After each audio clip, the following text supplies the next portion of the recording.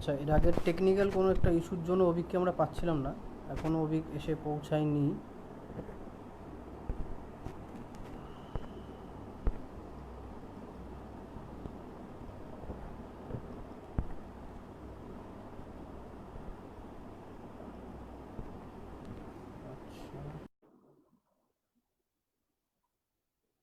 অভিক দেখ, তোকে রিকোয়েস্ট পাঠিয়েছি, তুই অ্যাড কর।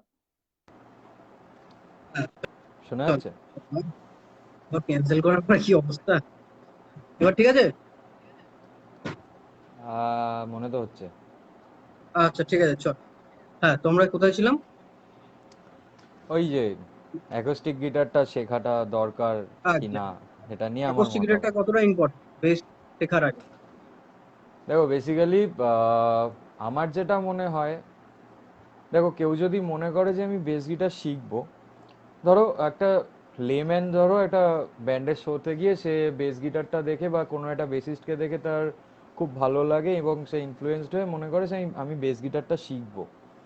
এইবার এবার এখানে কিছুটা ডিপেন্ড করে হচ্ছে সে কার কাছে শিখতে যাচ্ছে। সাপোজ সে এমন একজনের কাছে যাচ্ছে যে তাকে প্রথম থেকে বেস গিটারটা ধরে ধরে শেখাতে পারবে।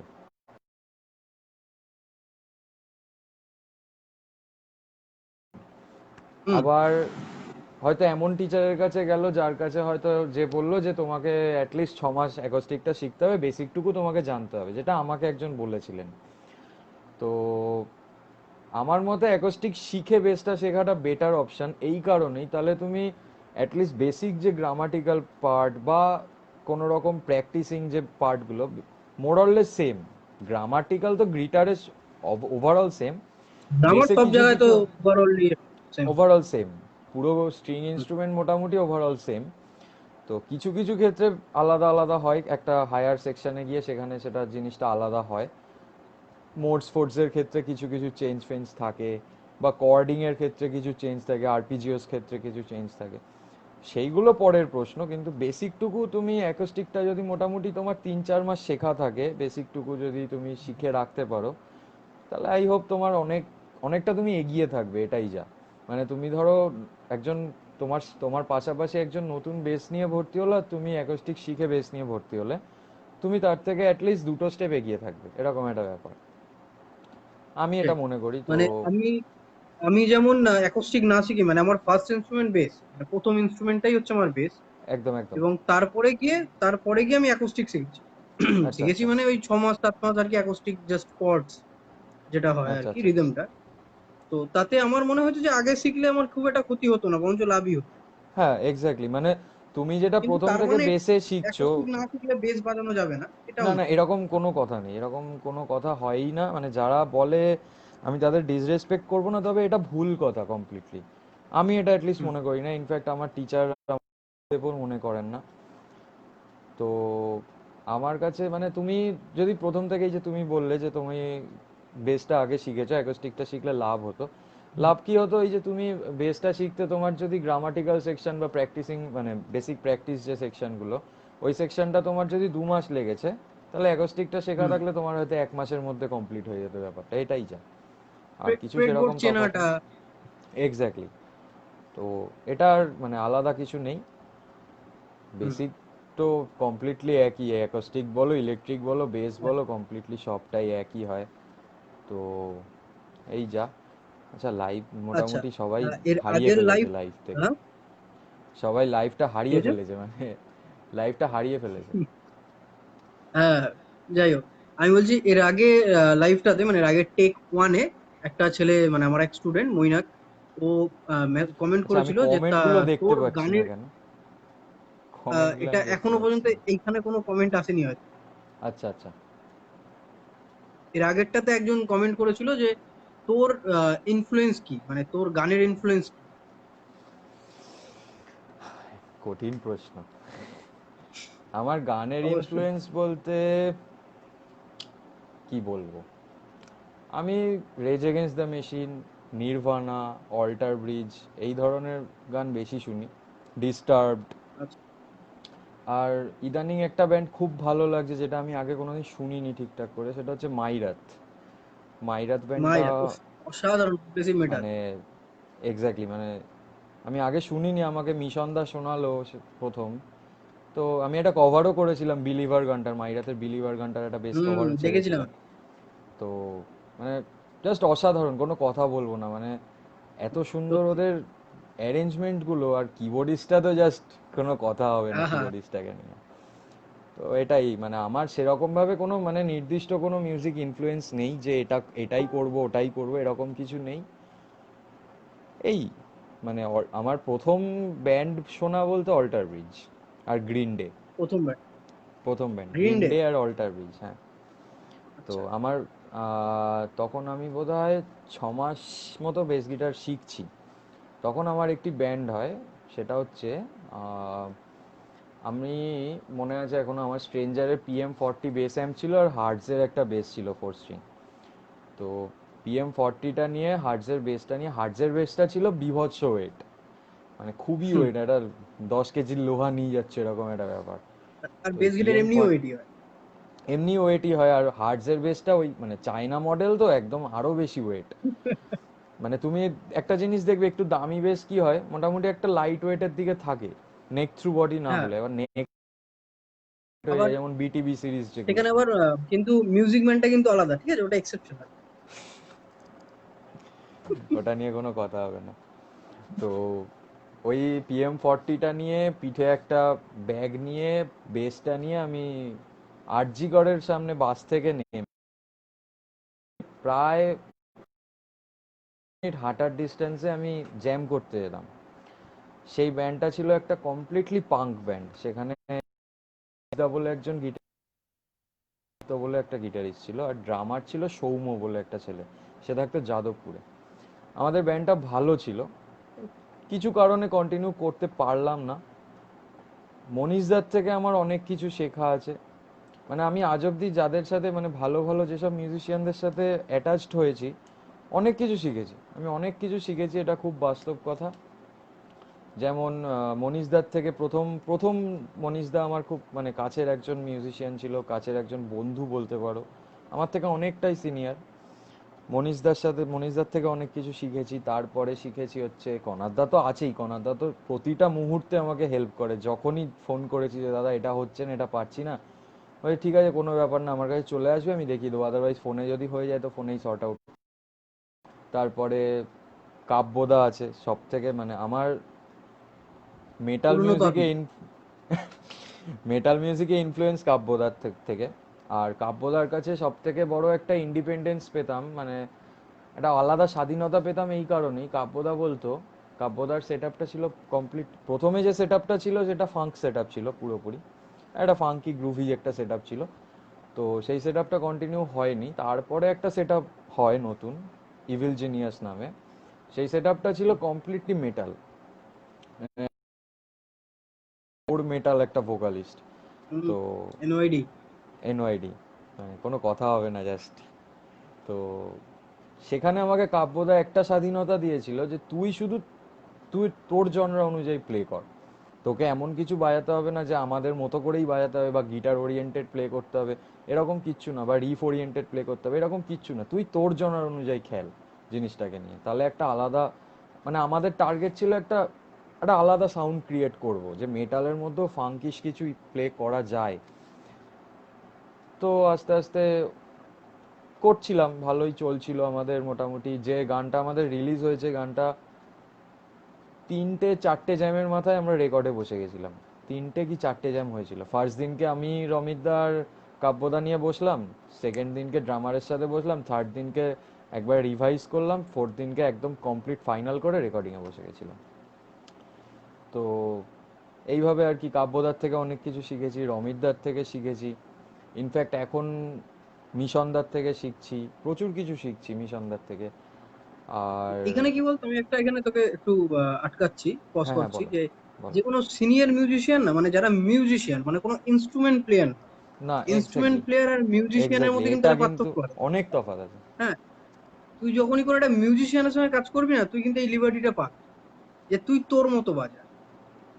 এক্সাম্পল যদি আমি আমার ব্যান্ডে দিই, মানে রোড টু রেনেসা, তো ওইখানে কি হয়, মানে আমি যখন জয়েন করলাম, ওরা হচ্ছে একদম মানে স্ট্যাম্প মারা, ওরা নই, আমি অবভিয়াস নির্বাণা, অ্যালায়েন্স চেন সবই শুনতাম, বাট আমার ব্যাকগ্রাউন্ড কিন্তু গ্রাঞ্জ না, একটু পোস্ট রক, পোস্ট গ্রাঞ্জ এরকম টাইপের। এবার আমি জয়েন করার পর আমাদের পুরো ব্যান্ডের সাউন্ডটা চেঞ্জ হয়ে, তাতে কিন্তু অভিষেক দা কিংবা গৌরব দা আমাদের ড্রামার, ওরা কিন্তু কোনোদিন মানে আটকায়নি যে না ভাই আমাদের গ্রাঞ্জ ব্যান্ড, আমরা না গ্রাঞ্জের অ্যাকচুয়ালি মতোই। অ্যাকচুয়ালি এবার এখানে একটা ব্যাপার আছে। এখানে একটা ব্যাপার কিরকম আছে, ধরো এরকম কিছু মিউজিশিয়ানও আছে যারা কিন্তু মানে একটা জায়গায় স্টিক করে থাকে। অভিষেক হুম, দা, কাব্যদা, এরা কিরকম মেন্টালিটি, এরা হচ্ছে ওপেন মাইন্ডেড, তুমি যা বাজাও শুনতে ভালো লাগলেই ভালো, সেটা যদি আমাদের এক্স্যাক্ট। সাউন্ডের সাথে ভালো লাগে তো ওয়েল অ্যান্ড গুড, চালিয়ে যাও, কোনো কথা হবে না। মানে অভিষেক এক দা লাইনে কথা হচ্ছে গানকে যেন ডিস্টার্ব না করে। এক্স্যাক্টলি, মানে এমন কিছু বাজিও না যাতে গানটাকে হ্যাম্পার হয় বা গানের ওভারঅল ফ্লেভারটাকে নষ্ট করে। তুমি এমন কিছু বাজাও যাতে, ছোট জিনিস বাজাও কিন্তু এমন কিছু বাজাও যেটা গানটাকে একদম মানে হাইলাইট করে দেয় জিনিসটা। তো এটা আমাকে ছোট মানে প্রথম থেকে কনাদদা শিখিয়েছে। তো জানি না আমি কতদূর কি বাজাই না বাজাই, সেটা কনাদদা আমার থেকে ভালো বলতে পারবে। তো না না, তুই ভালো পারিস, এই আমি তো তোর গানটা শুনেছি। তোর রিসেন্ট যেই গানটা তুই আমায় লিঙ্ক পাঠালি, হৃদকোষের যেটা। হৃদকোষ ব্যান্ডের যেই, হ্যাঁ ওটাও হুম শুনলাম। এবং তার আগে তো বিলিভারটাতে কিন্তু আমি লাভ রিয়াক্ট দিয়েছিলাম। Thank you thank you. ঠিক আছে, যাই হোক। আচ্ছা, তোকে একটা কোয়েশ্চেন আমি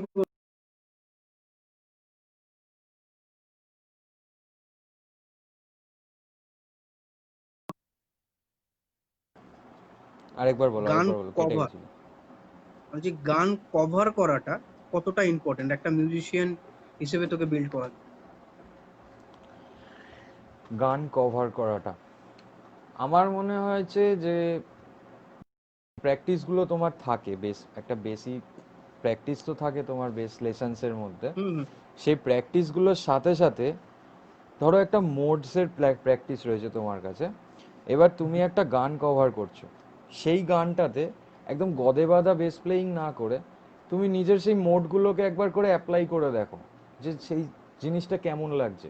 শুনতে বাজে লাগলে ছেড়ে দাও, অন্য কিছু ট্রাই করো, শুনতে ভালো লাগলে অ্যাপ্লাই করো। আমি মনে করি যে গান, সব রকম গান একবার করে কভার করে দেখা উচিত যে আমি কোনটার সাথে ঠিকঠাক করে বাজাতে পারছি, কি রকম গানের সাথে কিভাবে আমি প্লে করতে পারছি বা নিজেকে কিভাবে কোপ আপ করতে পারছি। আমার যেমন আমি আহ, খুব বাস্তব কথা এটা, আমি রেজ এগেন্স্ট দ্য মেশিন বা অল্টার ব্রিজ জাতীয় গান যে ভালো যেরকম ভাবে কভার করতে পারবো, সেরকম ভাবে কিন্তু আমি একটা ল্যাম্ব অফ গড কভার করতে পারবো না। এটা খুব বাস্তব কথা, আমি যেটা পারি না আমি সেটা পারি না। হ্যাঁ হয়তো কভার করতে পারবো, আমি লেট টু রেস্ট তোলা আছে, আর কোনো গান তোলা নেই, ও হ্যাঁ 512 তোলা আছে, কিন্তু ওই একটা ব্যাপার কি মানে ওই ফিলটা আসবে না আমার। এবার তোমার হাতের একটা ফিল, হুম। আমার হাতের একটা ফিল, তুমি আজকে গ্রাঞ্জ বাজাচ্ছ, তুমি গ্রাঞ্জটা বাজিয়ে যে ফিলটা বার করতে পারবে, আমি কিন্তু গ্রাঞ্জ বাজিয়ে সেই ফিলটা আনতে পারবো না। তুমি হুম। আমাকে গ্রুভি জিনিসপত্র দাও, আমি কিন্তু গ্রুভি জিনিসপত্রতে অ্যাটলিস্ট, তুমি যদি গ্রুভটা ভালো না পারো আমি তোমার থেকে বেটার অপশন মানে বেটার ইয়ে করতে পারবো, বের করতে পারবো। তো আমার মনে হয় সব রকম গান অ্যাটলিস্ট বাজানো উচিত। সব রকম গান নিজে বাড়িতে প্র্যাকটিস করো না ভাই, কেউ বারণ করছে না তোমাকে, বাড়িতে প্র্যাকটিস করতে তো তোমার কোনো মানে আলাদা করে কাউকে পে করতে হচ্ছে না বা কিছু করতে হচ্ছে না। বাড়িতে অ্যাম্প আছে, সাউন্ড আছে, বা হেডফোন কানে গোজো, অ্যাম্পে বাজাও, সোজা কথা। মানে আমি এটা ফলো করি।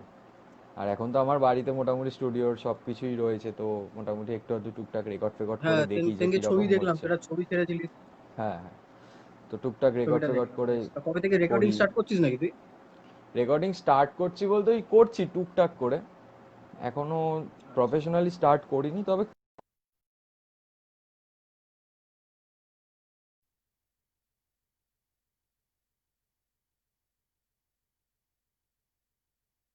আচ্ছা।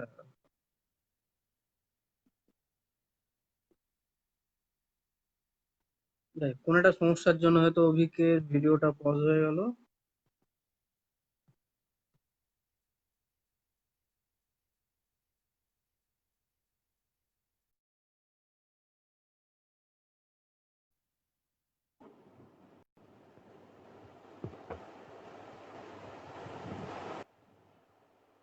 আর একটা কল এসেছিল, আচ্ছা আচ্ছা। কলেজে কেটে গেছিল। যাই হোক, তো আমি এটাই মনে করি যে মানে সব রকম গান একবার করে প্র্যাকটিস করো, সবার করা উচিত। অ্যাটলিস্ট তোমার হাতটা খুলবে।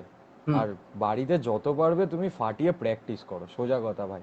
এটা হচ্ছে, আমি মনে করি মিউজিকটা হচ্ছে আমাদের অঙ্কের মতো। ছোটবেলাকে স্যারগুলো বলতেন, আমার এখনো মনে আছে একটা স্যার আমাকে বলতো যে অঙ্ক এমনভাবে প্র্যাকটিস করবি, এতভাবে প্র্যাকটিস করবি যাতে তোর ব্যাপারটা পুরো মুখস্থ হয়ে যায়। তা আমি সেটাই করি না, আমি অঙ্ক এখন। কোনোদিন মুখস্থ মানে করিনি।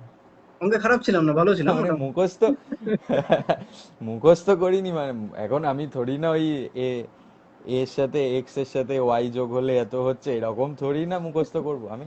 প্র্যাকটিস করতে করতে আমাদের হ্যাঁ, যেমন কমার্সের টিচার এমন প্র্যাকটিস করাতো সারাদিন ধরে, কমার্স তো তো আমারও মোটামুটি ছিল। আমাদের ফর্মুলা মুখস্থ হয়ে গেছিল। তো কমার্সে তো ওইগুলো এই করতেই হবে, কিছু করার নেই। এই অ্যাকাউন্ট ডেবিট, ওই কমার্সে অ্যাকাউন্ট ফর্ম ক্রেডিট।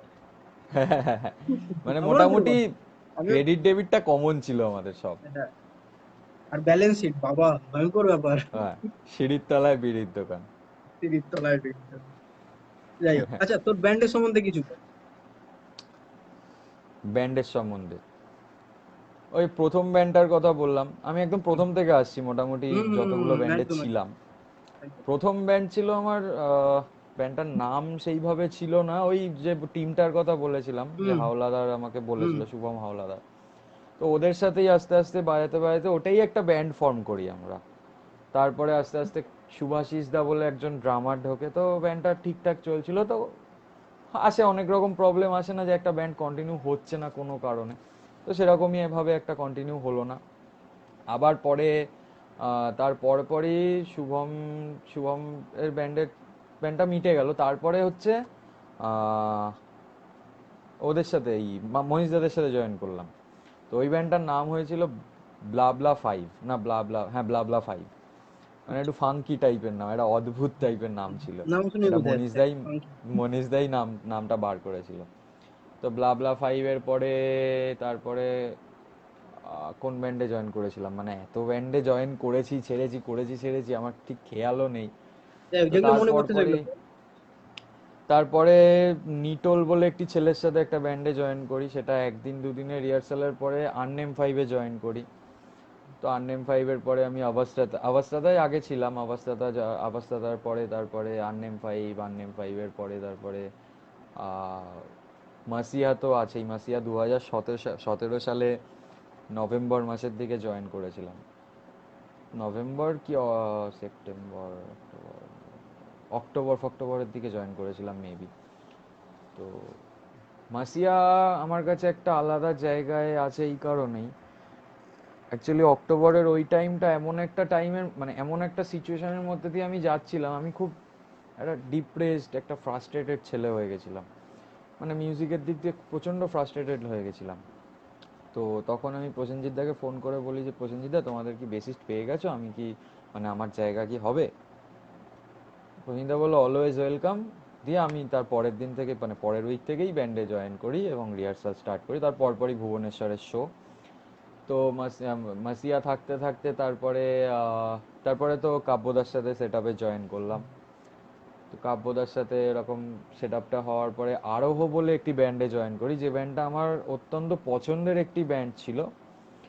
ব্যান্ডটা নিতান্ত আমি আমার নিজের জন্য আমি ছেড়ে দিয়েছি, একটু টাইমের অভাব, একটু দূরত্ব।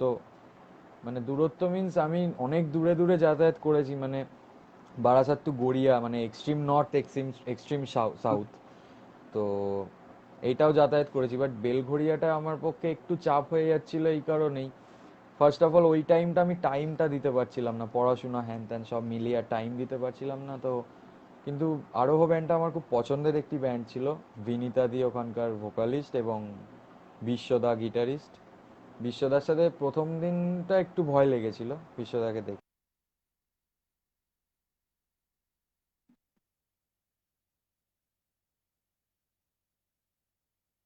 তো আচ্ছা, ওদিকের খবর ফোন এসছে নাকি? না, নেটওয়ার্কের প্রবলেম চলছে। আচ্ছা। তো তারপরে আরোহর পরে তারপরে হচ্ছে এখন তো হৃদকোষে জয়েন করেছি। হৃদকোষে জয়েন করাটাও একটা মানে অদ্ভুত ভাবে জয়েন হয়েছে। হঠাৎ এরকম। করে আমাকে হৃদকোষের ড্রামার, মানে হৃদকোষে যখন বেসিস চেঞ্জ হওয়ার কথা হচ্ছে তখন আমাকে অনির্বাণ বলেছিল যে অভিজ্ঞতা তুমি কি বাজাবে। আমি হ্যাঁ বাজাতেই পারি, আমার কোনো আপত্তি নেই। এবং হৃদকোষের সাউন্ডটা আমার এই কারণেই পছন্দ ছিল, মানে ঠিক আমি যে গ্রুভ ব্যাপারটা পছন্দ করি, একটা গ্রুভিনেস, একটা মেলোডি ব্যাপার, সবটাই ছিল ব্যান্ডটার মধ্যে, আমার স্বাধীনতাটা আছে। মানে তোর তো আমি পারফেক্ট তখন সাউন্ড। বলেছিলাম এক্স্যাক্টলি, তো আমি হৃদকোষে জয়েন করার জন্য রেডি। তো তারপরে হঠাৎ করে শুনছিলাম যে অন্য একজন জয়েন করেছে, আর ঠিক আছে, চাপ নেই। আমি তারপরে আবার কন্টিনিউ করছি, আবার হঠাৎ করে আমাকে বলে যে তুমি একদিন আমার সাথে মিশনদার বাড়ি চল। তো গেলাম আমি মিশনদার বাড়ি। তো কথাবার্তা হলো, মিশনদা আমাকে সেদিনকে বললো আয় একটা রেকর্ড করব। কি রেকর্ড? আমাদের শরীরের রেকর্ড। তো সব করলাম, করার পরে তারপরে আস্তে আস্তে জয়েন করি। দেন 8th ডিসেম্বর মোস্ট প্রবাবলি সঙ্গীত মেলায় ফার্স্ট শো করি। হৃদকোষ ব্যান্ডটা এমন একটা ব্যান্ড, তোমাকে খুলে বলি, হৃদকোষ আর মাসিয়া দুটোর কথাই বলছি। হৃদকোষ এমন একটা ব্যান্ড, হৃদকোষে আমি প্রথম দিন থেকে আমার একবারের জন্য মনে হয়নি যে আমি এই ব্যান্ডে একটা নতুন মেম্বার, বা আমি একটা ব্যান্ডের মেম্বার, বা আমি একটা বেসিস্ট হিসাবে তাদের সাথে জয়েন করেছি। আমার এটা মনে হয়েছে আমি তাদের ফ্যামিলিতে জয়েন করেছি, কমপ্লিট ফ্যামিলি। মানে মানে বড্ড ফ্রেন্ডলি খুবই অ্যাটমসফিয়ার। আপন, হ্যাঁ এক্স্যাক্টলি, খুবই ফ্রেন্ডলি অ্যাটমসফিয়ার। ইনফ্যাক্ট আমি মিশনদার বাড়িতে আমার আমার বাড়ি থেকে মিশনদার বাড়ি 10 থেকে 15 মিনিটের ডিস্টেন্স। আমি এখনো রোজ সকালবেলা, প্রায় দিনই সকালবেলা গিয়ে মিশনদার বাড়িতে গিয়ে বসে থাকি। কি করব? মানে এই যাই, লকডাউনের কাজ মধ্যে, কাজ বাজ। করোনাতে। হ্যাঁ, হ্যাঁ, কি আছে, চাপ নেই, বাইকে করে যাই, চাপ নেই। মিশনদার বাড়িতে গিয়ে অ্যাটলিস্ট আড্ডাটা এমন জায়গায় মারছি যে আমার কিছু শেখা হচ্ছে, জানা হচ্ছে। তো মিশনদা আমাকে যথেষ্ট হেল্প করে, অনেক কিছুতে হেল্প করে। ইনফ্যাক্ট আমি এখন অডিওর কিছু কিছু জিনিস মিশনদার কাছ থেকেও শিখছি। ইনফ্যাক্ট অডিওর ক্লাসই করছি মিশনদার কাছে আমি। এক কথায় বলবো, মিশনদা আমার কাছে একটা আলাদা জায়গায়। যদি আজ কারোর কথার কথা বলছি, আমার সাথে মিশনদার বা সিচেদাদি বা ওই ব্যান্ডের কোনো মেম্বারের সাথে আমার সম্পর্কটা খারাপ হবে না। এবার আসি মাসিয়ার কথায়। মাসিয়া ব্যান্ডটাও সেম, পুরো ফ্যামিলির মতো। মানে আমার এই দুটো ব্যান্ড পেয়ে আমি নিজেকে খুব লাকি মনে করি, বিশ্বাস করো। মানে সচরাচর এতটা ফ্রেন্ডলি ব্যান্ড খুব একটা পাওয়া যায় না, যে মেম্বাররা এতটাই ফ্রেন্ডলি। তুমি আশা করি জানবে, কাব্যদার সাথে আমার যে ব্যাপার, যেতাম কাব্যদার সাথে বসে আড্ডা, শিভামে আড্ডা মেনলি আমরা মারতাম, শিভাম বা লিটল ক্যাফে। কাব্যদাই বেশিরভাগ দিন খাওয়াতো আমাকে। তো তারপর খাওয়াতে কিন্তু খুব ভালোবাসে না? খাওয়াতেও ভালোবাসে, খেতেও ভালোবাসে। ইনফ্যাক্ট আমিও খুব খেতে ভালোবাসি, কিন্তু আমার হুম, তো আন্ডারস্ট্যান্ড। তো এই জায়গাটাই মানে এটাই আর কি, মানে পুরো ফ্যামিলির মতো রিলেশন ছিল। আমি কাব্যদার বাড়িতে আমি আর অভিষেক দা ছিলাম এক রাত সেদিনকে। আমার আর কাব্যদার মানে আমাদের মামাগতদের অভিষেক শো দা। ছিল একটা। হ্যাঁ এক্স্যাক্টলি, মামাগতদের শো ছিল সেদিনকে। হুম। সেদিনকে আমি কাব্যদা আর অভিষেক দা ছিলাম। অনেক রাত অব্দি আমরা লাইভ করেছি, গল্প করেছি, গান বাজনা, অনেক রাত, মাঝরাত প্রায় 3টে 4টে অব্দি মোস্ট প্রবাবলি আমরা ওই দিনকে লাইভ করেছিলাম। আচ্ছা। একজন ওই লাইভটায় কনস্ট্যান্ট ছিল, সেই দাদাটার নামটা আমি ভুলে যাচ্ছি। তো ওই দাদাটা লিটারালি তখন আমাকে, মানে তখন লাইভে কমেন্ট করছে যে কাব্য, আমি তোর বাড়ির সামনে আসছি, নিচে নাম, একটু আড্ডা মারবো। তো কাব্যদা বললো না এখন চাপ নেই, মানে তখন না করে দিয়েছিল। মানে এরকম কেটেছে আমার সাথে কাব্যদার সম্পর্কটা। তো ইনফ্যাক্ট এখনো যদি কাব্যদা কোনোদিন আসে, আমি তাহলে যাব। আবারও সেম জিনিসটা, মানে একটা ব্যান্ড ভেঙে গেছে বা ব্যান্ড নেই মানে এটা নয় যে আমার সাথে তার কোনো, সেই না, ব্যান্ডের সম্পর্ক মেম্বারের সাথে নষ্ট তো হওয়ার সম্পর্ক কথা না। খারাপ হবে, হওয়ার কথা নেই। এবার কেউ কেউ আছে না, একটা সম্পর্ককে টক্সিক করে ফেলে ইচ্ছে হ্যাঁ। করে নিজে থেকে। আমি সেই ব্যাপারটা একদম পছন্দ করি না। হ্যাঁ ভাই, ঠিক আছে, আমি ব্যান্ড করতে পারছি না, সেটা আমার পার্সোনাল প্রবলেম বা তোমাদের প্রবলেম, তোমাদের আমাকে পোষাচ্ছে না বা আমার তোমাদের পোষাচ্ছে না, কিন্তু তার মানে এই নয় যে সম্পর্কটা নষ্ট করে দেবো। এই ফিলিংস বলে একটা ব্যান্ডে বাজাতাম, সেই হ্যাঁ। ব্যান্ডের মেম্বারদের সাথে এখনো কথা হয়। এখনো মোটামুটি শুভজিতের বাড়িতে মাঝে মধ্যেই যাই, আড্ডা ফাড্ডা মারি, পাপ্পুদার সাথে আড্ডা মারি, আর অরিত্রর সাথে তো কথাবার্তা হয়ই টুকটাক। এই, আর তোমাদের সাথে আলাপটাও আমার বলতে পারো কাব্যদার থ্রু। হুম। মানে তোমাকে যখন আট্টু আর যখন দেখেছে, তার আগে আমার সাথেও কথা হয়েছিল। সেদিনকে আমরা শিভামে বসেছিলাম, আমি, কাব্যদা, অভিষেক দা আর গৌরব দা, মানে আমাদের জ্যামের পরে শিভামে গিয়ে আড্ডা মারছি। গৌরবদার সেই আমেরিকান চপসই খাওয়া, ও কি আমেরিকান বাওয়াল টপ করেছিলাম আমরা। কি বাওয়াল করেছিলাম সেদিনকে। তো যাই হোক, সেদিনকে তখন কথা হয়েছিল যে, মানে তখন আমি কি জয়েন করব, তখন কাব্যদা বললো দেখ তুই আমাদের এখানে রিহার্সাল করিস রোববার করে, এবার ওদের ওখানে রিহার্সাল হচ্ছে রোববার, আর তুই হুম। দুটো একসাথে কোপ আপ করতে পারবি না, মানে তুই ডানলপে রিহার্সাল করে আবার সেখান থেকে একদম একেবারে গড়িয়ায় আসা খুব চাপের হয়ে যাবে, আর খুব বাজে সেটাই, টাইমিং ডানলপ প্রবলেম থেকে হবে, তারপরে গড়িয়ার। দৈহিক পরিশ্রম। এক্স্যাক্ট। তো ডানলপ থেকে কি বলতো, গড়িয়ার কমিউনিকেশনটাও খুব একটা ভালো না, মানে খুব ব্রেক করে করে আসতে হবে আমাকে রীতিমতো।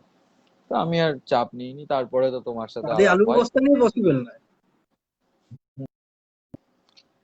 তখনও তো ওই আইভেনিসের 305টা বাজাই, তারপরে তো এই বেস দুটো তো কিনলাম হালে, এক হ্যাঁ। বছর হয়েছে মনে হয়। তো স্যার তো কেমন চলছে এখন?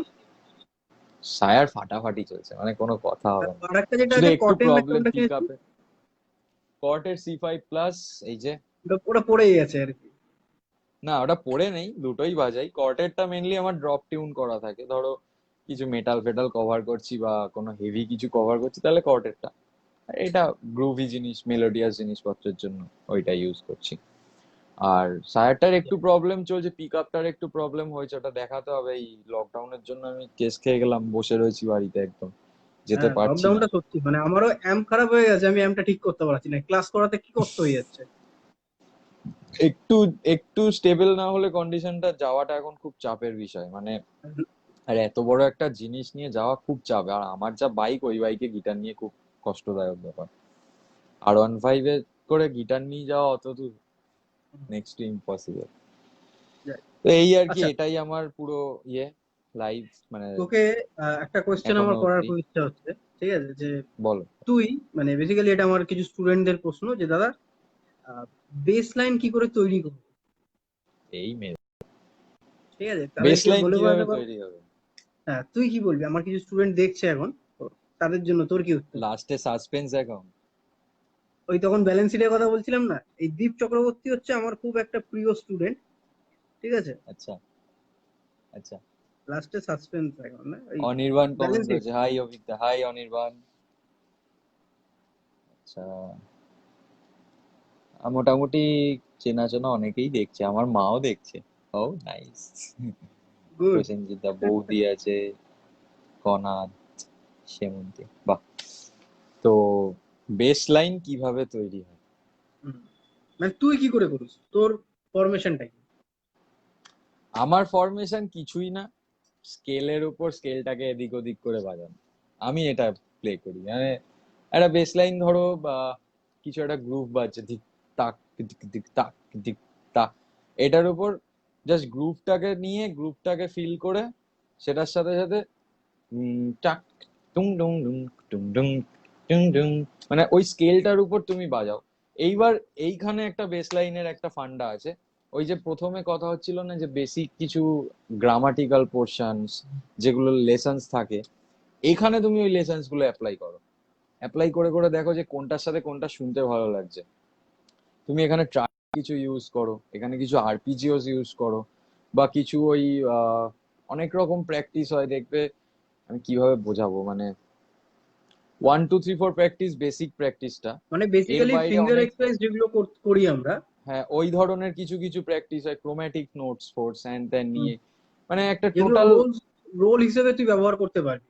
এক্স্যাক্টলি, আমি যদি ডি মেজার স্কেলে কিছু বাজাই, তো আমি হুম। ডি মেজারের সবটা নিয়ে বাজাবো, মানে সেই ডি মেজারের মধ্যে যা যা যাবে আমি সবকিছুর সাথে বাজিয়ে বাজিয়ে দেখবো যে কোনটা ভালো লাগছে। হ্যাঁ, একটা দুটো এদিক ওদিক হবেই, তুমি বাড়িতে প্র্যাকটিস করছো, প্রথম যখন একটা বেস লাইন বাজাচ্ছ, একটা দুটো এদিক ওদিক নোট হবেই।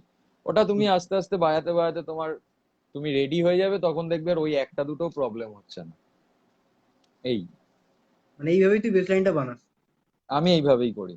মানে আগে গ্রুভটা নিই, দেন গ্রুপ, আমার বেস লাইন তো মেনলি গানের ওপর হয়, ধরো গান। হুম। এবার আমি প্রথমে গানটাকে শুনি, গানটার গ্রুভটা নিই, দিয়ে গানটার ফিলটা নিই, যে গানটা কিরকম ফিল চাইছে, কিরকম নোটস মানে ডিমান্ড করছে, আমি সেই নোটস অনুযায়ী বাজাই, প্লে করি। সেখানে লাইন্স, কিছু পাসিং নোটস, কিছু হারমোনিক্স। ওকে। জাস্ট মানে মানে আমি একটা কথা বিশ্বাস করি যে সিম্পল বাজাও, ছোট বাজাও, কিন্তু এমন কিছু বাজাও লোকে বাহ কি বাজালো, এরকম টাইপের একটা রিয়াকশন আছে। এইখানে একটা ব্যাপার কি বলতো, আমরা এমন একটা ইনস্ট্রুমেন্ট চুজ করেছি যেটা হচ্ছে সারা জীবন লোকে চোখে দেখতে পারবে, বুঝতে পারবে না কি বাজছে আর কি, ঠিক আছে। অর্ধেক লোক বোঝে না, এটাই একটা হ্যাঁ, মানে প্রবলেম তো। হয়তো ফিল করতে পারবে আমাকে তুই হ্যাঁ যখন একটা এইখানে একটা ব্যাপার আছে, আমাকে বল। কনাদা এখানে খুব একটা ভালো উদাহরণ দেয় যে তুই এমন একটা ইনস্ট্রুমেন্ট বাজাস, ধরে নে 100 জন অডিয়েন্স থাকলে সেখানে 100 জনের মধ্যে 99 জন তোর জিনিসটা বোঝে না, না, একজন হয়তো বোঝে। এবার সেই 99 জনকে তুই নিজেরটা কিভাবে ফলাবি, ওইখানে হচ্ছে তোমার কারসাজি। তুমি ছোট কিছু বাজাও, কিন্তু এমন কিছু বাজাও যাতে ফিলটা আসে এবং লোকে হাঁ করে শোনে। মানে তোর বেসটা যাতে হাইলাইটেড হয় শুধু ওইটুকু জায়গার জন্য। একটা ধরো একটা 5 মিনিটের গানের মধ্যে তোমার হয়তো একটা বেস লাইন রয়েছে 30 সেকেন্ডের, কিন্তু ওই 30 সেকেন্ড যাতে লোকে হাঁ করে তোমাকে বোঝে এবং শোনে, এরকম একটা ব্যাপার। কিন্তু এখানেও একটা পয়েন্ট হচ্ছে, আমার একটা ইনসিডেন্ট তোর সঙ্গে শেয়ার করছি শোন। আমি একটা শো বল। করতে গেছিলাম, ঠিক আছে, লাইভ শো। তো বেশ ভালো চলছে শো। তো ওইখানে আমাদের তখন মানে বেসিক্যালি ওই শোটাতে কোনো রিহার্সাল করে যায়নি আসলে, ঠিক আছে, মানে ওই আর কি হয় না, ভাই একটা শো আছে চল ভাই বাজিয়ে দিই, এরকম ছোটবেলায়। তো গেলাম, হ্যাঁ, গিয়ে এবার একটা জায়গাতে, তো বলছে ভাই এই গানটাতে তুই একটা বেস সোলো বাজাস, ঠিক আছে, জায়গাতেও বেস সোলো। ঠিক ওরে আছে। বাবা, কম করেছি এসব। হ্যাঁ, তো আমি রয়েছি ভোকালিস্টের বা সাইডে, আর গিটারিস্ট হচ্ছে হুম ভোকালিস্টের ডান সাইড। সামনে হুম। অডিয়েন্স বসে আছে, বেশ সুন্দর সুন্দর মেয়ে বসে আছে, ছেলে বসে আছে, কাকু কাকিমা সবাই বসে আছে, ঠিক আছে? হ্যাঁ। তো আমি খুব স্টাইল মেরে আর কি বেস সোলোটা বাজাচ্ছি। তো যখন বাজাচ্ছি তখন তো দেখছি বেসের দিকে তাকিয়ে, বাজানোর পরে যখন সামনে তাকালাম তখন দেখলাম সব কটা অডিয়েন্স গিটারিস্টের দিকে তাকিয়ে আছে, ভাবছে যেটা বাজছে সেটা গিটার থেকে বেরোচ্ছে, এখন পুরোটাই মাটি। তো সেই এটাই জন্য হচ্ছে সোলো ব্যাপার। বাজালেও মানে গিটারিস্টই বেশিরভাগ নামটা নিয়ে বেরিয়ে না যাবে। এবার ব্যাপার আছে, এবার তোমাকে নিজেকে হাইলাইট করার জন্য তুমি স্টেজের হ্যাঁ, সামনে চলে এইখানে আসো, আছে স্টেজ মনিটরে অ্যাক্ট। পা তোলো, গিটারটাকে নিয়ে কেত করে হ্যাঁ, সোলোটা বাজাও, সোজা কথা। এইখানে আছে স্টেজ অ্যাক্ট। এখানে স্টেজ একটা ম্যাটার করে। মানে তোমার কাছে যদি স্টেজ অ্যাক্ট থাকে, তুমি কিছু মানে সোলো বাজালে কি না বাজালে সেটাও কেউ দেখবে না, তোমার স্টেজ অ্যাক্ট দেখেই তোমাকে লোকে তখন হুম। মেতে উঠবে এবং লোকে মাথা নাড়াবেই, নাড়াতে বাধ্য, আমি এটা একটা খুব জিনিস স্বাভাবিক মানি ব্যাপার। যে সবকিছু না তোকে অ্যাজ এ বিজনেস ট্রিট করতে হবে, নয়তো হবে না। তুই যদি মিউজিকটাও করিস, মিউজিকে যেমন তোর একটা বিজনেসে কি হয়, একটা প্রোডাক্ট, তার প্যাকেজিং এবং তার মার্কেটিং, তিনটেই দরকার। তার মধ্যে কোনো একটা জিনিস মিস গেলেও তুই কিন্তু বাকি জিনিসগুলো বের করতে পারবি না। তোর প্রোডাক্ট খুব ভালো কিন্তু এক্স্যাক্টলি। তোর এক্স্যাক্টলি। প্যাকেজিংটা বড্ড বাজে, কিংবা তোর মার্কেটিং তুই করিসনি, লোকে জানি না সেই প্রোডাক্টটা। ঠিক এক্স্যাক্টলি। তেমন তোকে তোকে যদি বাজাতে হয়, তোকে আগে ভালো প্রোডাক্ট তৈরি করতে হবে নিজেকে, যে তুই ভালো বাজাস। এক্স্যাক্টলি। তারপরে তোকে আমার দেখতে কথা সুন্দর হচ্ছে হতে হবে, সেটাই। যেটা খুব ইম্পর্টেন্ট। মানে ভগবান সবাইকে দেখতে সুন্দরই বানিয়েছে, ঠিক আছে। ভগবান মানে কেউ যদি মনে করে যে না আমি দেখতে খারাপ, আমার মুখে ব্রণ সেই জন্য আমি দেখতে খারাপ, বা আমার মাথায় পাকা চুল আমি দেখতে খারাপ, এটা নয়। ভগবান সবাইকে দেখতে সুন্দর বানিয়েছে। হ্যাঁ, আমারও আছে। ভগবান সবাইকে দেখতে সুন্দর এটাই। বানিয়েছে, তোমাকে ড্রেস আপ করতে হবে সেই সেন্স। এবং ফাইনাল হচ্ছে তোমাকে সেটাই। মার্কেটিং করতে হবে। মার্কেটিংটা হচ্ছে স্টেজ অ্যাক্ট, যে তুমি কি করে লোকের কাছে পৌঁছাবে। সেটাই। আর সব থেকে বড় কথা কি জানো তো, আমি মনে করি একটা মিউজিশিয়ানের সফলতা কোথায় বলো তো, মানে এটা কমপ্লিটলি আমার, নো অফেন্স, হুম। নো ইস্যুস, এটা কমপ্লিটলি আমার অভিমত। সেটা হচ্ছে, ধরো তুমি একটা 100 জন অডিয়েন্সের সামনে পারফর্ম করছো, সেখানে 100 জনের মধ্যে হয়তো একজন দুজন মিউজিশিয়ান আছে, বাকি 99 জন কি 98 জন লেম্যান। একটা ওই 98টা লেম্যান যখন তোমার গান শুনে হাততালি দেবে বা বাহবা দেবে, সেখানে কিন্তু তোমার সফলতা। নাকি ওই দুজন তোমাকে তোমার গান শুনে সে হাততালি দিল বাহবা দিল। কেননা তুমি মিউজিকটা মিউজিকটা তাদেরকে করছো, শোনাচ্ছ, তো এমন কিছু ধরো বাজালে যাতে লেম্যান, মানে সাধারণ অডিয়েন্স যারা বসে রয়েছে তারা হাঁ করে বসে রইলো, কিছুই বুঝলো না, কিন্তু আলটিমেটলি হুম। তোমার কিন্তু তাতে কোনো লাভ হলো না। ওই দুজন মিউজিশিয়ান বাহ বা দারুণ বাজিয়েছে, ওফ কি বাজালো, এটাতে তো অবভিয়াসলি এটা খুব ভালো। লাইভ শো করতে যাচ্ছ, বিশেষ করে কর্পোরেট শোজ, সেখানে হুম। তোমার অধিকাংশ লেম্যান থাকবে, অধিকাংশ সাধারণ নন মিউজিক্যাল পার্সন থাকবে। তো সেখানে তোমাকে নন মিউজিক্যাল পার্সনদের সাথে বুঝে শুনে আর কি ডিল করতে হবে, যে আমি কি প্রোভাইড করছি তাদেরকে, সেটা তাদের কতটা ভালো লাগছে, এখানেই তোমার সফলতা।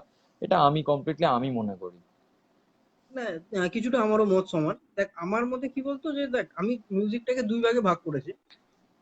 একটা হচ্ছে যেটা করে আমি খাবো, এবং যেটা করে আমি খুশি থাকবো। দুটো আমি আলাদা করেছি। এক্স্যাক্টলি।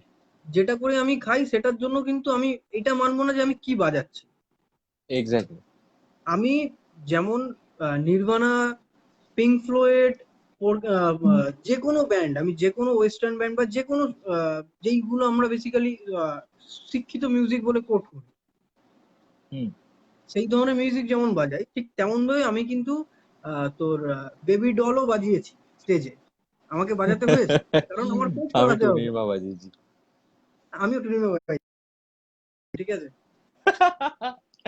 হ্যাঁ, এক্স্যাক্টলি। হ্যাঁ, ঠিক আছে। তো আমি সেগুলো বাজিয়েছি। তো আমি যদি সেইখানে ভাবি যে না আমি এটা কি করছি, এটা আমি এটার জন্য কি আমি মিউজিক করেছি, তাহলে তুমি চাকরি করো এবং তার সঙ্গে মিউজিক করো। এক্স্যাক্টলি। আমাদের ব্যান্ডে অভিষেক দা, গৌরব দা, কিন্তু আমি নিজস্ব মানে আমি এটা আমার ব্যর্থতা যে আমি চাকরি করতে পারি না, আমি পারবো না চাকরি করতে। এটা আমার ব্যর্থতা। তো আমি ওই ওই জিনিসটাকে অ্যাজ এ চাকরি আমি বেছে নিয়েছি। তো সেখানে আমার এক্স্যাক্টলি। লজ্জার কিছু নেই, আমার কষ্টের কিছু নেই। এতে না, তাতেও এনজয়মেন্ট হয়, কারণ সেখানে যারা বাজায় তারা ব্যান্ডে নিল। সব থেকে বড় কথা, তুমি মিউজিকটাকে কতটা এনজয় করছো এটা কিন্তু ম্যাটার করে। আদার্স লোকে কিভাবে তোমাকে দেখছে বা তোমাকে কজন কমেন্ট পাস করছে, এতে কিন্তু তোমার কিচ্ছু যাবে আসবে না, আলটিমেটলি লাভ কিন্তু তোমারই হবে। আমার একদম। কাছে হচ্ছে, আমি কি মিউজিকটাকে, ধরো আমি টুনির মা বাজাচ্ছি, আমি যদি টুনির মাটাকে এনজয় করে বাজাই না, দেখবে অডিয়েন্স অটোমেটিক্যালি এনজয় করবে। কিন্তু আমি যদি এক্স্যাক্টলি। টুনির মা বাজাতে বাজাতে ওই মাথা নিচু করে ওই এরকম করতে করতে বাজাই, তখন আর অডিয়েন্স এন্থুটা পাবে না যে আমরাও এনজয় করি। হুম। তো এটাই হয়। মানে ওই তো দেওয়া নেওয়া ব্যাপারটা থাকে। যদি আমি স্টেজ থেকে এনার্জি না দিই, আমি কিন্তু রিটার্ন এনার্জি পাবো না। এক্স্যাক্টলি। মানে একটা আচ্ছা, কিছু কিছু। এখানে একজন কমেন্ট করেছে খুব রিলেভেন্ট কথা। আচ্ছা, ওই তুই যখন বললি মিউজিকের কথা, আচ্ছা, ওটা প্রসেনজিৎ দা। প্রসেনজিৎ, তোদের ব্যান্ডের লোক। হাই প্রসেনজিৎ দা। হুম। আমাদের আচ্ছা। মাসিয়ার ভোকালিস্ট প্রসেনজিৎ দা। আচ্ছা, আরএসসিপি। আচ্ছা, দীপ বলছে আরএসসিপি, ঠিক আছে, মানে ও বলতে হুম। চাইছে আরএসসিপি ব্যান্ড তোর কেমন লাগে বা হুম। ফ্লি আমার ফেভারিট বেসিস্ট। আচ্ছা, আমার নেক্সট কোশ্চেন এটাই ছিল যে তোর ফেভারিট, মানে তোর ফেভারিট কে, ফ্লি বা মানে চোখ এস কান যোগ বুঝে করতে ফ্লি। পারিস, ফেভারিটস, কারণ একটা তো হতে পারে না। না, অবশ্যই একটা নয়। ফেভারিট বেসিস্টের মধ্যে এক নম্বরে অবশ্যই ফ্লি আছে। হুম। 2 নম্বরে আছে হচ্ছে আমার গুরুদেব, কনাদ দা। আচ্ছা। মানে আমি শুধু যখনই যাই কনাদদার বাড়িতে, কনাদদা যখন বাজায়, আমি শুধু মানুষটাকে হা করে দেখি। তার বাজানো দেখেও আমি অনেক কিছু শিখেছি। সে হয়তো সেগুলো আমাকে দেখায়নি বা কিছু করেনি, আমি তার বাজানো দেখে দেখে নিজে নিজে বাড়িতে আস্তে আস্তে করতে করতে, প্র্যাকটিস করতে করতে, এরকম অনেক কিছু আছে যেগুলো আমি নিজে নিজে হুম। শিখেছি, এবং পরের দিনকে কনাদাকে গিয়ে দেখিয়েছি, দাদা দেখো এটা করেছি। দাদা অ্যাপ্রিসিয়েট করছে। দাদা আমাকে কোনোদিন এরকম করেনি, মানে আমি ধরো কোনো কিছু একটা নতুন করে নিয়ে, অনেক টিচার আছে কি, মানে নো অফেন্স, অনেক টিচার আছে এরকম, বলবে যে আমি যেটা দিয়েছি সেটাই করো, এর বাইরে কিছু করো না। হ্যাঁ। অনেকেই আছে এরকম, সেটা মিউজিকের ক্ষেত্রে বলো, পড়াশোনার ক্ষেত্রে বলো, সবকিছুর ক্ষেত্রে। কিন্তু কনাদদা আমি যাই করেছি প্রত্যেকটা ক্ষেত্রে আমাকে অ্যাপ্রিসিয়েট করেছে, ইনফ্যাক্ট এখনো করে, এবার আমি আশা করি ভবিষ্যতেও করবে। তো অবশ্যই কনাদ দা মানুষ হিসেবে কিন্তু খুব ভালো। মানে আমি কনাদ খুবই দাকে ভালো পার্সোনালি চিনি কনাদদা না, বলে মানে না, আমি জাস্ট ফেসবুকে। ব্লাডের প্রত্যেকটা মেম্বার খুবই ভালো। তো মানে কোনো কথা হবে না, জাস্ট খুবই ডাউন টু আর্থ। তুমি বুবুলদাকে দেখলে একটু ভয় ভয় লাগে, এই যা মানে একটু না না, হাট্টা কট্টা এরকম ডোডোদা, এরকম একটা ডোডোদাকে তুই ব্যাপার। ভাবতে পারছিস না, মানে ডোডোদা না, এত ভালো, ঠিক ডোডোদা না, আছে, মানে ডোডোদা আমার না, যেমন। ব্লাডের বুবুলদা, ড্রামার। আচ্ছা, বুবুলদা, সরি আমি ডোডোদা শুনলাম। হুম হুম। না না, ডোডোদা তো শান্তশিষ্ট একজন হুম হুম ব্যক্তি। হুম। হুম। না, বুবুলদা কি মানে চাপ দাঁড়িয়ে আছে, চুলটা বড়, এখন চুলটা ছোট করে ফেলেছে, বড় চুল, হাট্টা কট্টা চেহারা, এরকম করতে করতে আসবে, স্বাভাবিক একটা ভয় লেগে যায়। কিন্তু বুবুলদার সাথে যখন তুমি কথা বলবে, খুবই ডাউন টু আর্থ, খুবই মানে প্রচন্ড। আমি প্রথম প্রথম বুবুলদাকে জমের মতো ভয় পেতাম। আমি বুবুলদার সামনে কোনোদিন ঠিকঠাক করে কথা বলতে পারিনি, মাথা নিচু করে থাকতাম।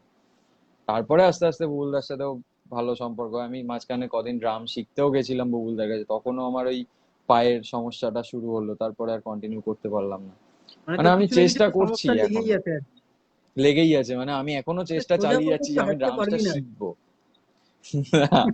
মানে হাঁটতে দেবে না আমাকে কেউ, এরকম একটা ব্যাপার। মানে তখনই আমার, তার আগেই লিগামেন্টটা ছেঁড়া ছিল, কিন্তু তখন খুব বাড়াবাড়ি হয়ে যায়, যে ব্যাপারটা এমন একটা সিচুয়েশনে হয়ে যায় আমি পায়ের কোনো প্রেসার দিয়ে কোনো কাজ করতে পারবো না।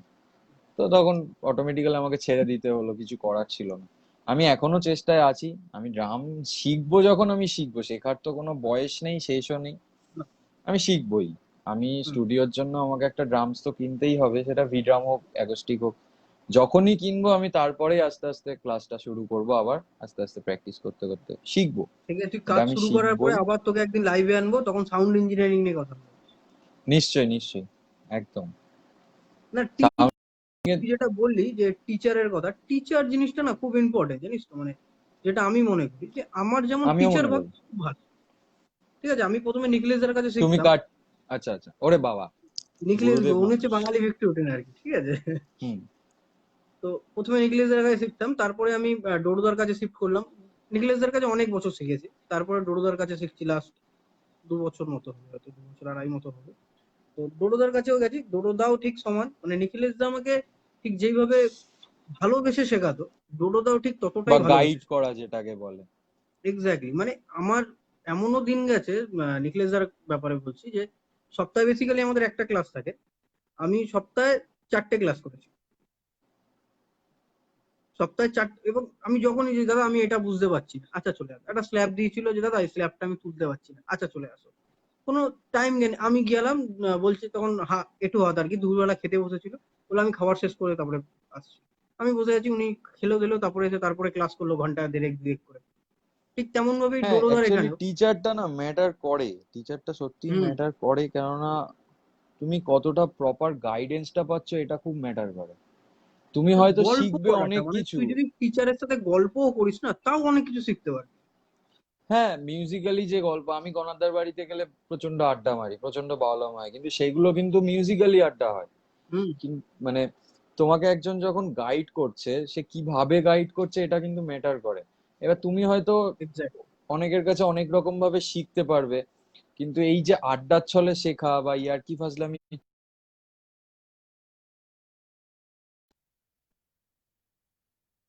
যেভাবে শেখাবে, সেটা আচ্ছা, কিন্তু আবার সব হয়তো ওর ফোন এসছে বা কিছু হচ্ছে, আবার pause হয়ে গেল। আবার কি ফোন ভাই? না না নেট, না না নেটওয়ার্কের সমস্যা।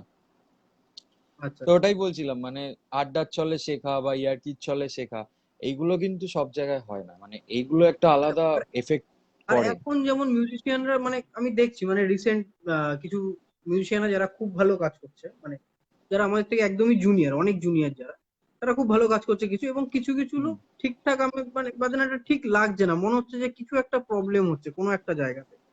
তো সেইখানে আমি গিয়ে যখন দেখছি, বা তারা যখন আমাকে মেসেজ করছে বা কথা বলছে, তাদের তো কোনো আমাকে না যেমন কোনো রিসেন্ট, জায়গায় দেখা যাচ্ছে যে একটু টিচারের ফল্ট থাকেই। হ্যাঁ মানে হয় তাদের ইউটিউব ফল্ট থেকে আছেই, শিখেছে টিচারের। তারা, তারা ইউটিউব থেকে শিখেছে। তো আমি বলবো না যে ইউটিউব থেকে শেখার একটা ভুল, কখনোই নয়, না, কিন্তু অবশ্যই না।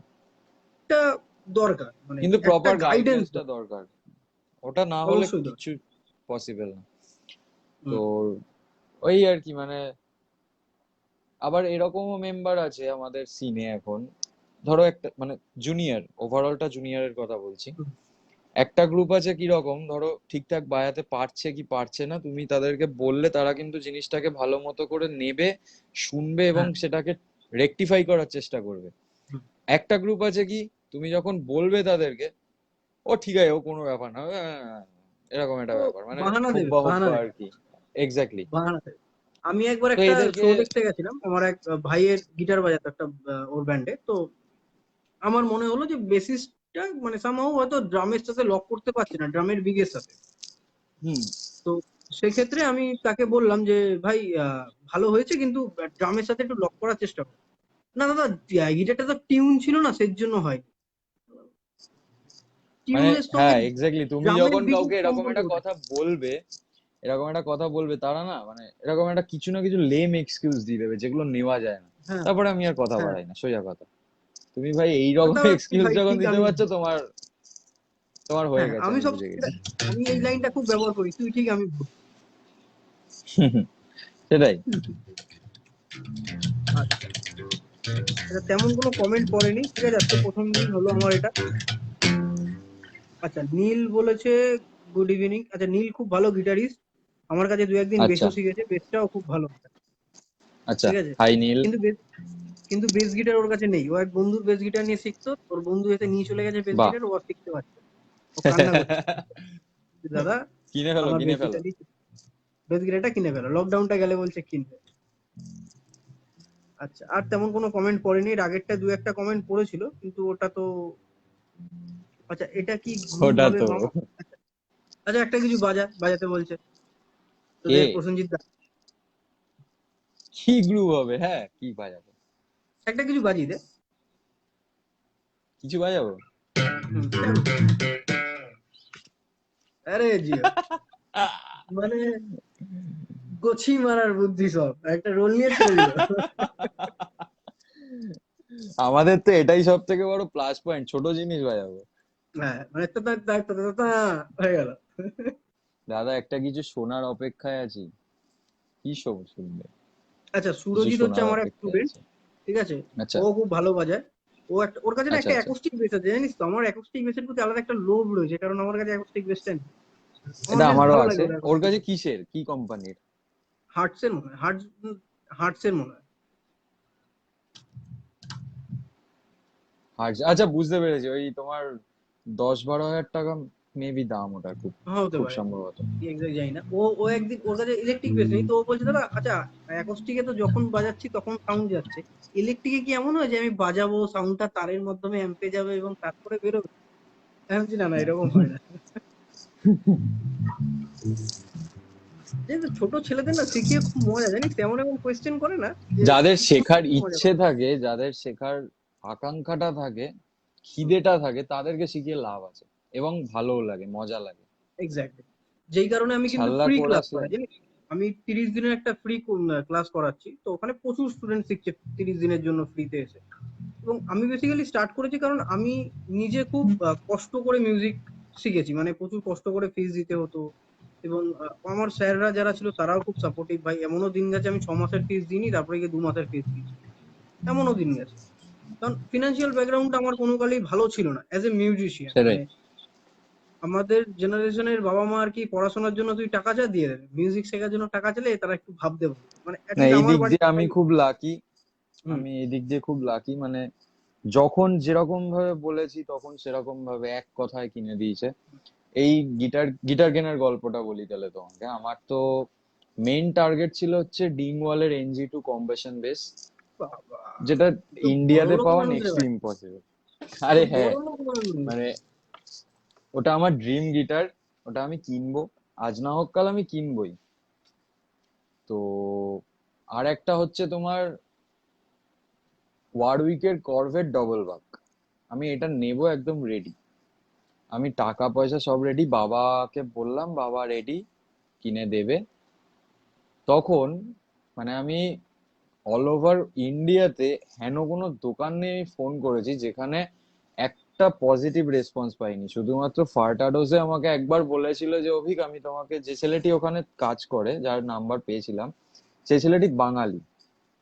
তো আমাকে ব্লাডের এখন যে নতুন গিটারিস্ট অর্ণব, সে আমাকে নাম্বারটা দিয়েছিল। তো সেই ছেলেটি আমাকে বলেছিল যে অভিক, আমি তোমাকে একটা হেল্প করতে পারি, আমি তোমাকে একটু ওয়েট করে দেখতে পারি যে আমি পারবো কিনা, আমি তোমাকে শিওরিটি দেবো না। তো আমাকে 7 দিনের টাইম নিয়েছিল, 7 দিন পরে আমাকে জানায় যে অভিক, আমাদের কাছে এখন ওয়ারউইক শিপমেন্ট হচ্ছে না, শিপিংটা বন্ধ আছে, যার জন্য পসিবল হচ্ছে না। তো ঠিক আছে, মনটা খারাপ হয়ে গেল। তারপরে আমি কলকাতা ব্রেগেনজাতে যাই। ব্রেগেনজাতে আমাকে বলেছিল যে আমি আনি। তো আমি বলেছিলাম যেদিনকে অ্যাডভান্স করতে যাবো সেদিনকে আমি ছবিটা দেখাতে বলি, এবং যে ছবিটা আমাকে দেখায়, আমি না ছবিটা দেখে একটু কেন যেন মনের মধ্যে খটকা হয়েছিল যে এটা সেই বেসটা নয় যেটা আমি চাইছি। করভেটের অনেকগুলো সিরিজ আছে ডাবল বাকের মধ্যে, ওরা হয়তো অন্য সিরিজটা বলছে, আর এতটা কম দাম ইম্পসিবল ব্যাপার। 1.20 না 1.25 মতো দাম বলছিল, যেটা অ্যাকচুয়ালি অরিজিনালি দাম হচ্ছে মোটামুটি তোমার ইন্ডিয়াতে শিপ করতে গেলে টোটাল 35-40 মতো দাম পড়বে। তো যাই হোক, আমার খটকা লেগেছিল, আমি কিনিনি। তখন ডিসাইড করলাম তাহলে আমি একটা কাজ করি, 305টা আমি সেল আউট করে আমি দুটো বেস নেবো। তো প্রথম দিনকে আমি কটেরটা কিনে এটা রাখা ছিল, আমি মার্কাস মিলারটা একবার বাজালাম। আমি ভাই আর কোনো গিটার দেখবো না, এরকম একটা ব্যাপার, আমি আর দেখবোই না, আমি এটাই নেবো। আমি তো পরের দিনকে সুভাষিস দাকে ফোন করে জিজ্ঞেস করলাম যে M7টা কি আছে, বলছে একটাই আছে, নিলে নিয়ে যান। আমি বাবাকে বললাম, বাবা, মানে তার আগের দিনে আমি কর্টেরটা নিয়ে এসেছি। হ্যাঁ,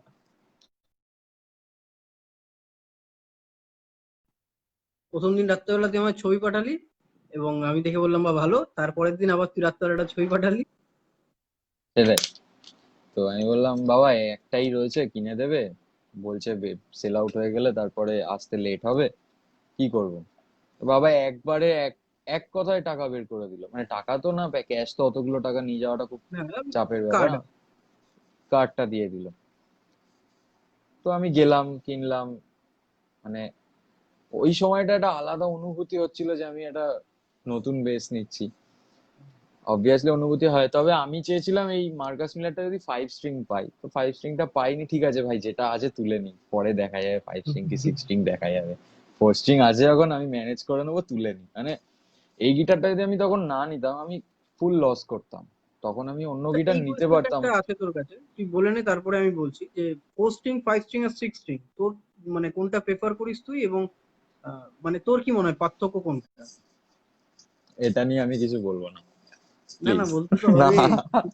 না, না, না প্লিজ। ঠিক আছে, এটা আমি না, তোকে ইজি তাহলে করে কর্নার দিচ্ছি। দা। আমি আমার দিকটা বলে তোকে ইজি করে দিচ্ছি। আমার কাছে একটা 5 তারা আছে, মানে আমি বেসিক্যালি 5 স্ট্রিংটাকে 5 তারা বলি, এবং 4 তারা আছে। আমিও, ঠিক আমার আছে, কাছে তো একটা আমি 5 তারা, একটা বেসিক্যালি 4 তারা। 4 তারায় বেশি কমফর্ট ফিল করি।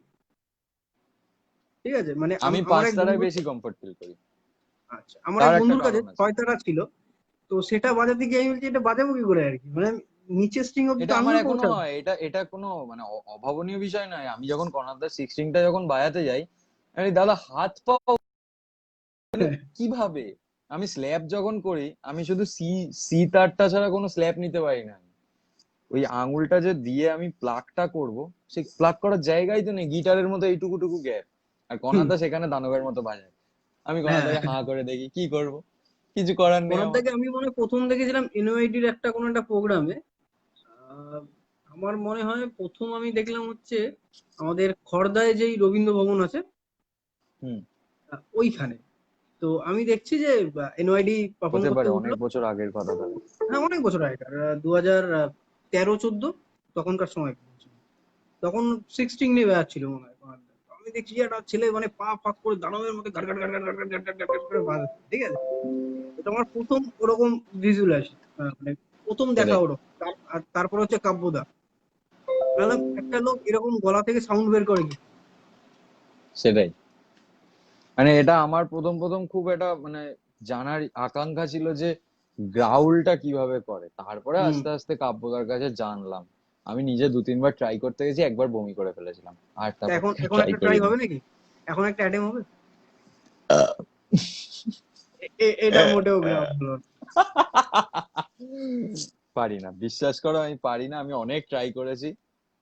আমি একবার আচ্ছা, বমি শুভজিৎ করে একটা ফেলেছিলাম কোয়েশ্চেন করেছে, লিটারেলি। কোয়েশ্চেনটা তোর জন্য। দাদা, আমার একটা কোয়েশ্চেন আছে। আমি মাঝে মাঝে একটু ফ্রাস্ট্রেশন হয়ে যাই, আচ্ছা ফ্রাস্ট্রেটেড হয়ে যাই, নিজে থেকে কিছু বাজাতে পারছি না বলে। একটু আইডিয়া দাও কি করা উচিত। বলে ফেলো কি করা উচিত। নিজে থেকে কিছু বাজাতে পারছি না, মানে নিজে থেকে কিছু বাজাতে পারছি না, মানে ও কি ড্রামস এর সাথে, মানে কোনো একটা ট্র্যাকের সাথে প্লে করছে বা কোনো গানের সাথে প্লে করছে, কোনটা? ওর প্রশ্নটা হচ্ছে, মানে আমি যতদূর মনে হচ্ছে যে ও তোর নতুন গ্রুপস ক্রিয়েট করতে পারছে না, আচ্ছা। সেটা তো হয়তো ওর এক্ষেত্রে কোয়েশ্চেন। তুমি তুমি তোমার টিচার যা যে আছে, তোমার কাছে তোমার স্টুডেন্ট? আমি হুম, হুম, হ্যাঁ। আচ্ছা, তোমার স্টুডেন্ট। হ্যাঁ। তো তাহলে তুমি সব করতে পারবে এখানে। ও যখন বলবে যে আমি এইটা পারছি না, তখন ফার্স্টলি ওকে একটা বেসিক জিনিস বলবে যে তুই স্কেল গুলো আগে ভালো করে বাজা। ধর একটা একটা ব্যাকিং ট্র্যাক রয়েছে, ডি মেজার, জি মেজার, এ মেজার, জি মেজার, একদম পাতি কর, না D A G A, sorry উল্টো বলেছি। যাই হোক। তো এই ক্ষেত্রে ও আগে ঠিক করুক যে আমি কিরকম ভাবে বাজাবো গান, মানে ট্র্যাকটার ফিলটা নিক, একটা হুম গ্রুভি ট্র্যাক নিক, ট্র্যাকটার ফিলটা নিক, দিয়ে আগে স্কেল গুলো বাজাক, ডি এর সাথে, মানে টোটাল ট্র্যাকটার সাথে টোটাল স্কেল গুলো আগে প্লে করুক। দেন কি করবে, ওর যে বেস লেসন্স গুলো আছে, মোডস যেগুলো রয়েছে, সেই মোডস গুলো অ্যাপ্লাই করুক, কোনটা যাচ্ছে, কিছু ট্রায়াড, কিছু আরপিজিওস, একদম বেসিক, আর কিচ্ছু না, মানে এত ফ্রাস্ট্রেটেড হওয়ার কিছুই নেই এখানে, না সিম্পল ওটা আমরাও ব্যাপার। হয়েছি, না তুই যতই বলিস হওয়ার হয়ে লাভ নেই হয়ে লাভ নেই, ওটা আমরাও ছোটবেলায় হয়েছে। এক্স্যাক্টলি, আমিও হয়েছি, এক সময় আমিও হয়েছি, কিন্তু আমাকে যখন একজন, মানে কনাদা যখন আমাকে জিনিসটা বোঝালো যে এরকম এরকম করবি, আমি তখন দেখলাম হ্যাঁ জিনিসটা তো খুবই সিম্পল, এত ফ্রাস্ট্রেটেড হওয়ার কিচ্ছু নেই এখানে। তো এক্স্যাক্টলি। সুরজিৎ, সুরজিৎ তো তার নাম। সুরজিৎ। তো সুরজিৎ, তোমাকে একটাই কথা বলবো, তুমি আগে একটা ব্যাকিং ট্র্যাক চালিয়ে সেই গ্রুপটাকে ফিল করে সেটার সাথে আগে স্কেল গুলো বাজাও।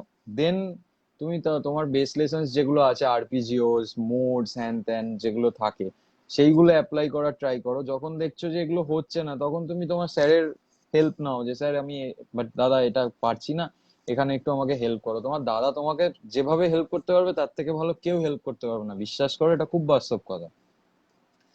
এটা বাস্তব কথা, আমাকে আজকে কনাদদা যেভাবে হেল্প করতে পারবে, আমাকে কিন্তু কেউ সেভাবে হেল্প করতে পারবে না। অনেক না ভালো ভালো কারণ হয়তো মিউজিশিয়ান ওই আছে। বলে না যেই ডাক্তারের যেই পেশেন্ট আর কি, মানে রুগীর এক্স্যাক্টলি, ডাক্তার কিন্তু এক্স্যাক্টলি। রুগীকে সব থেকে ভালো বুঝবে।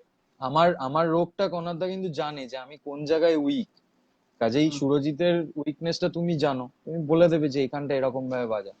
কনাদদা আমার উইক পয়েন্টটা জেনে গেছে, এখন চাপ হয় না, কোনো চাপই নেই।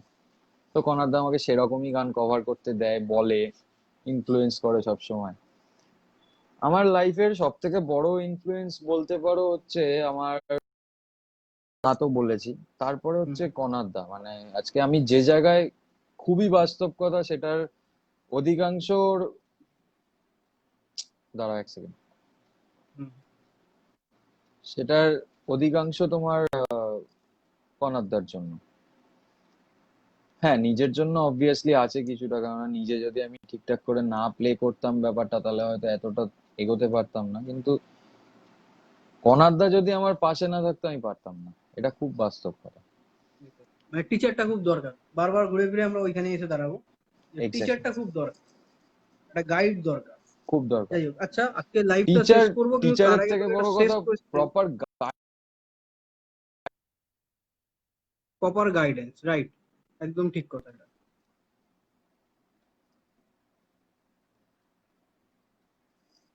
লাইভ আচ্ছা শোতে একজন, সাউন্ড ব্যালেন্স কিভাবে করো, এ- এটা কিভাবে এই বলবো, কঠিন একটা প্রশ্ন, এটার উত্তর দেওয়াটা এটা বড় মানে খুব চাপ। কঠিন ভাই। এটা যারা লাইভ শো এটা করে তারা বোঝে। এটা খুব, মানে এটা হচ্ছে তোমার এক্সপিরিয়েন্সের উপর নির্ভর করছে, তুমি আচ্ছা কি রকম এখানে সাউন্ড দীপকে, করছো সেটা তোমার কানের উপর। দীপকে আমি একটা কথা বলবো, যে কোনো ফিক্সড নিয়ম নেই, কারণ প্রত্যেকটা স্টেজে সাউন্ড আলাদা আলাদা হবে, এবং প্রত্যেকটা জায়গায় তোমার আলাদা আলাদা ভাবে সাউন্ড চেক করতে হবে। সাউন্ড চেক করেও তুমি কনফার্ম হবে না যে সাউন্ডটা কি হচ্ছে, কারণ সাউন্ডম্যান তারপরেও সাউন্ড চেঞ্জ করতে থাকবে।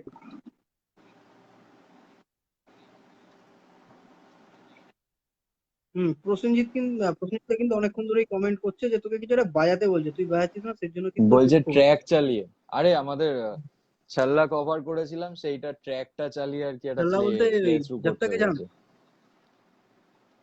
না না না না না না, আমাদের তাহলে ছাল্লা হচ্ছে উড়ির ছাল্লা, ছাল্লা আচ্ছা, ছেড়েতে, ওইটা আমরা আচ্ছা, তো কভার করেছিলাম, তো সেইটা আর কি একটা ট্র্যাকটা প্লে করে আর কি ইয়ে করতে বলছে। আচ্ছা বাজা তাহলে।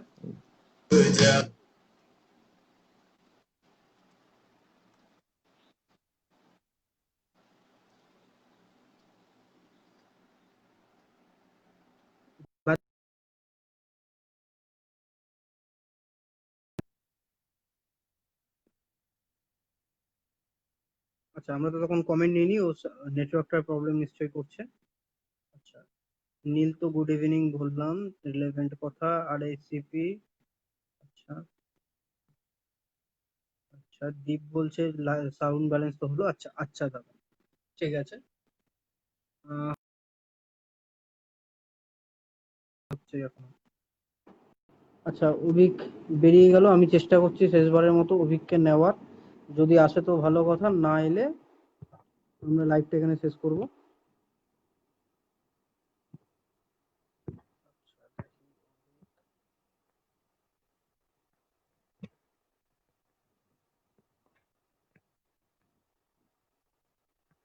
অভিক ভাই তোকে নেওয়া যাচ্ছে না রে ভাই এখানে আর।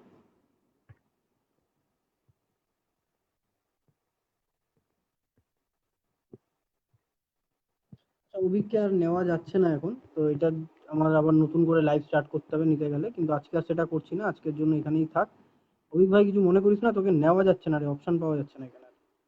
ঠিক আছে, তো আজকের মতো এখানেই থাক। পরের দিন আবার অভিককে অন্য কোনো দিন একদিন পাবো, সেদিনকে হবে। এবং প্রত্যেক সপ্তাহে আমরা এরকম একটা একটা করে বেস প্লেয়ার, মিউজিশিয়ান কাম বেস প্লেয়ারকে নিয়ে আমরা আম, আড্ডা দেবো।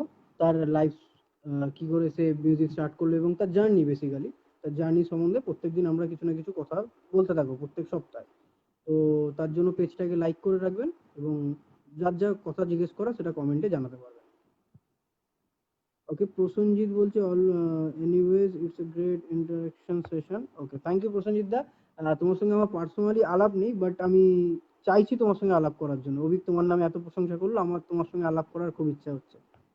তো হোপ আমরা একদিন আলাপ অবশ্যই করবো, লকডাউনটা ঠিক হয়ে গেলে, মানে এই করোনার এই ক্রাইসিসটা কেটে গেলে তারপরে করবো। ওকে, আরে না না, ঠিক আছে, চাপ নেই, খুব ভালো লাগলো কথা বলে। আচ্ছা অভিক, সরি ভাই, কিছু করার নেই, আর নেওয়া যাচ্ছে না তোকে। ঠিক আছে, চল আজকের মতো টাটা, সবাইকে টাটা। চলো, শুভরাত্রি, গুড নাইট। পরের সপ্তাহে আবার দেখা হবে।